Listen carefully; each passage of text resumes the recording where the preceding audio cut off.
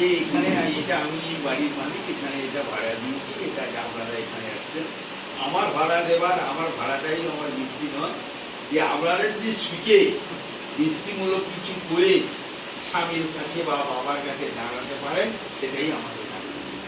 এই training centre থেকে sir যেভাবে বললেন, উনি তো ইনস্ট্রাক্টর, ভালোভাবে বললেন, মন দিয়ে করুন।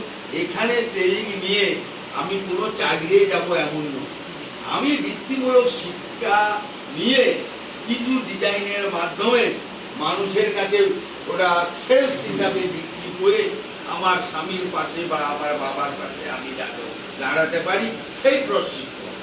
এই প্রশিক্ষণের জন্য আপনার আগ্রহ থাকা একান্ত প্রয়োজন। আপনারা সবাই আছেন, এইভাবে থেকে, আর ম্যাডাম খুব সুন্দরভাবে ইনস্ট্রাকশন দেন, আর যেভাবে করবেন এইভাবে এই ট্রেনিং সেন্টারটা আপনারা চালু করুন, দেখবেন খুব ভালো লাগবে। আমি শেষ কথা